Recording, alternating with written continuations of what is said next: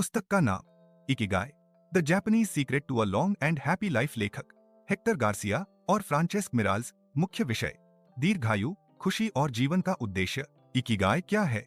Ikigai एक जापानी शब्द है जिसका अर्थ होता है जीवन जीने का कारण या वह कारण जिसकी वजह से आप सुबह उठते हैं। यह 4 चीजों के बीच संतुलन से बनता है। 1. आप क्या पसंद करते हैं, वॉट यू लव। 2. जिसमें आप अच्छे हैं, what you are good at. 3. जिसकी दुनिया को जरूरत है, वॉट द वर्ल्ड नीड्स। 4. जिससे आप पैसे कमा सकते हैं। जब ये चारों एक साथ मिलती हैं तो वही आपका इकिगाई होता है। मुख्य विचार 1. लंबा और खुशहाल जीवन। जापान के ओकिनावा द्वीप पर दुनिया के सबसे ज्यादा सेंटेनेरियंस 100 या 1 वर्ष के लोग रहते हैं। उनका जीवन सरल, सक्रिय और सामाजिक होता है। तनाव से दूर रहना, संतुलित आहार और हर दिन कोई उद्देश्य होना यह उनके दीर्घायु जीवन के रहस्य हैं। 2. छोटे छोटे सुखों का आनंद लें। जीवन की छोटी छोटी खुशियों में अर्थ खोजें। जरूरी नहीं कि आप कोई बड़ी उपलब्धि हासिल करें, संतोष और संतुलन ज्यादा अहम है। 3. काम से प्यार करें। Love your work. इकिगाई यह नहीं कहता कि आप केवल वही करें जो आपको पसंद है, बल्कि उसमें गहराई और उद्देश्य ढूंढना जरूरी है। जो काम आप कर रहे हैं उसमें आनंद ढूंढें और बेहतर करने का प्रयास करें। 4. कभी रिटायर न हो।